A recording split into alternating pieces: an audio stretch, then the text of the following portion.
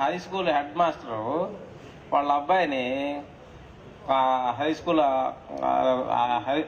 5th class దాకా దాని దగ్గర చదివించుకొని గ్రామంలో పనిచేస్తూ మా ఇక్కడే చదువుకుంటే వేళల్లో కలిసిపోతారా నువ్వు అని చెప్పి ఆయన దూరంగా బాగా సిటీకి తీసుకెళ్ళి అక్కడ ఒక కార్పొరేట్ స్కూల్లో చదివించడానికి తీసుకెళ్తాడు.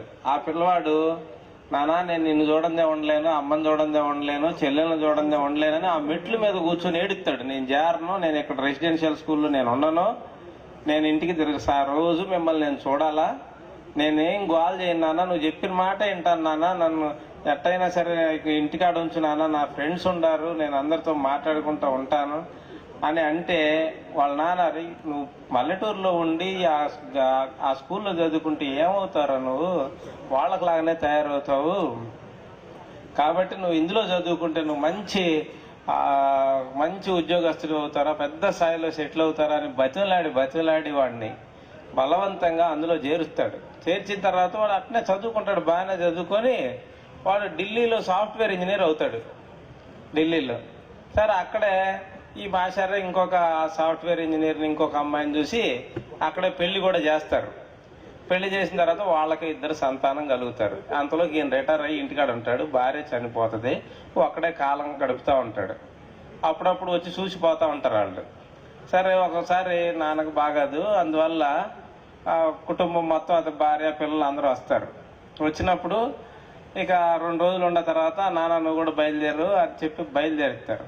అయితే వాళ్ళు నేరుగా తీసుకొచ్చి ఆ సిటీలో ఇతన్ని చేర్చినటువంటి కార్పొరేట్ స్కూల్ ఉంది కదా, అది కాలక్రమేణంలో పోటీలో అది ఓల్డ్ ఏజ్ హోమ్గా మారిపోయి ఉంటుంది అన్నమాట.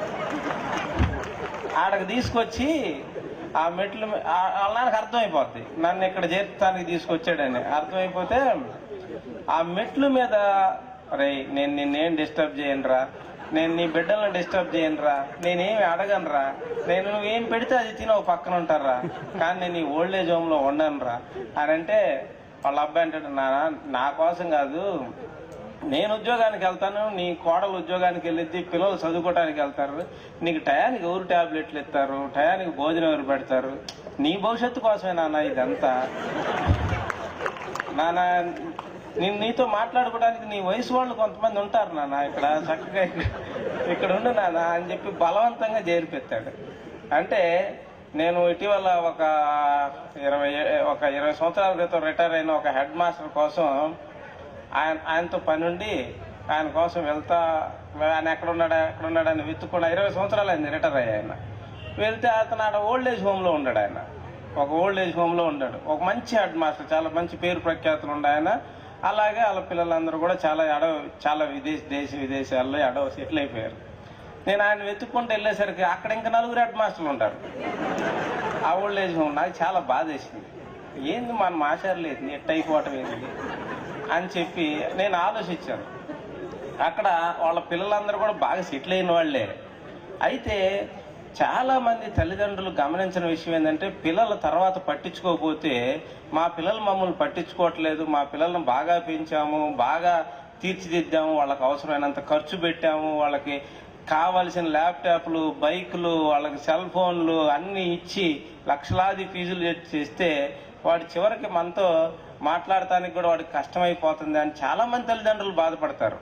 కానీ గమనించాల్సిన విషయం ఏంటంటే, ఎప్పుడూ బిడ్డలది తప్పు కాదు, తల్లిదండ్రులే వాళ్ళు పెంచేటప్పుడే వాళ్ళు లోటు చేస్తారు. ఎలా చేస్తారంటే, పిల్లలతో తల్లిదండ్రులు పెద్దగా మాట్లాడరు, ఊరికే ఇన్స్ట్రక్షన్స్ అన్నా ఇస్తారు, క్వశ్చన్లు అన్నా వేస్తారు. 2 ఉంటాయి, హోంవర్క్ చేసావా క్వశ్చన్, అలాగే హోంవర్క్ చేసుకో ఇన్స్ట్రక్షన్, 2 అట్లాంటి క్వశ్చన్లు అన్నా వేస్తారు, ఇన్స్ట్రక్షన్స్ అయినా వేస్తారు. కానీ ఒక 7-8 సంవత్సరాల పిల్లవాడు వాడు స్కూల్కి వెళ్ళొచ్చి ఏదో స్కూల్లో జరిగిన 4-5 విషయాలు చూద్దామని మన దగ్గరికి వస్తాడు. కానీ మేము మాట్లాడుకుంటున్నాం కదా, నువ్వు చక్కగా వెళ్ళి హోంవర్క్ చేసుకోపో అంటారు. వాడిని మాట్లాడినెవరు, వాళ్ళ ఆలోచనలు అనేది మనకు చెప్పనివ్వరు. దాంతో వాళ్ళు మాట్లాడకపోవటం వల్ల వాళ్ళకి మనకి కొంత గ్యాప్ వస్తుంది. మనకి ఎప్పుడు వాళ్ళతో మాట్లాడాలనిపించింది అంటే, వాళ్ళు ఏదో ఇంటర్మీడియట్ అయిపోయి డిగ్రీలో చేరతారు, అప్పుడు ఈ బీటెక్లోనో వాటిలో చేరతారు, అప్పుడు వాటి సంగతి మనకు సరిగ్గా తెలియదు. దాంతో ఆ కాలేజీలో జాయిన్ అయిన తర్వాత అప్పుడు కొడుకుని ఎరా కాలేజీ బాగుందా అని అడుగుదాం అనుకుంటారు. నాన్న కాలేజీ బాగుందా అని అంటే, నాన్న కాలేజీ అన్నా కాలేజీలానే ఉంటుంది, ఏంది అందులో నువ్వు అడిగేది అన్నట్టుగా వాళ్ళు సమాధానం అన్నీ కూడా కట్టెరగ తీసినట్టు సమాధానం చెబుతూ ఉంటారు. ఒకవేళ ఏమైనా మాట్లాడదాము అని వాడి దగ్గరికి వెళ్తే వాడు అక్కడ వాడు హాల్లో ఉన్నాడని మాట్లాడటానికి వెళ్తే వాడు బెడ్రూమ్లోకి వెళ్తాడు. కొన్ని బెడ్రూమ్లో ఉన్నాడని మాట్లాడటానికి వెళ్తే వాడు హాల్లోకి వస్తాడు. అసలు అప్పుడు మనం మాట్లాడదాం అనుకున్నప్పుడు పిల్లలు మాట్లాడరు. చిన్నప్పటి నుంచి తల్లిదండ్రులుగా పిల్లలకి ఇవ్వాల్సింది మంచి బట్టలు, మంచి ఫీజులు, మంచి భోజనం, మంచి వాహనాలు, ఇవి కాదు. చక్కగా తల్లిదండ్రులు వాళ్ళ బిడ్డలకు ముచ్చట చెప్పాలా, వాళ్ళ గురించి చక్కగా మాట్లాడాలా. డబ్బులే కాదు దాచిపెట్టుకోవాల్సింది, ముచ్చట కూడా బిడ్డల దగ్గర దాచిపెట్టుకోవాలా. తర్వాత ముసలోళ్ళం అయిన తర్వాత ఇప్పుడు మన భార్య భర్త ఇప్పుడు మాట్లాడుకుంటూ ఉంటారు, బైక్ కొందాం అనుకుంటున్నారు అనుకోండి. 10 ఏళ్ల కుర్రోడు వచ్చి, నాన్న మనం రెడ్ బైక్ కొనుక్కుందాం అంటాడు. మేము మాట్లాడుకుంటాం కదా, పోయి హోంవర్క్ చేసుకో అంటాడు. ఒక 25 ఏళ్ల తర్వాత మనం ముసలోళ్ళం అయిపోయి రిటైర్ అయిపోయి ఇంటికాడ ఉంటాం. అప్పుడు వాడు భార్య మాట్లాడుకుంటూ ఉంటారు, ఏం కారు కొందామని ఆలోచిస్తూ ఉంటారు. అప్పుడు వాళ్ళ నాన్న, అబ్బాయి ఇప్పుడు కారు కొనుక్కోవటం అంత ఇబ్బంది ఏమో అని అంటే, నాన్న మేము మాట్లాడుకుంటున్నాం కదా, నువ్వు ట్యాబ్లెట్ వేసుకున్నావా అంటాడు.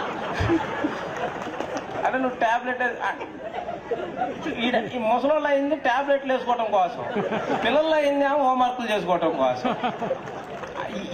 ఇలా జరుగుతుంది. ఇందులో మొత్తం సమాజమే కాదు, చదువుకున్న మనం కూడా ఇరుక్కుపోయామనే విషయాన్ని గమనించాలి. విద్యా వ్యవస్థలోనే పనిచేస్తున్నటువంటి మనం కూడా నిత్యం మనం లేచిన కాడ నుంచి కార్పొరేట్ విద్య, అందులో సగానికి సగం పెట్టుబడులు మనయే. మరి ఎవరిని తిట్టుకోవాలి మనం? ఎవరిని తిట్టుకోవాలి చెప్పండి? ఎవరిని విమర్శించుకోవాలి మనం?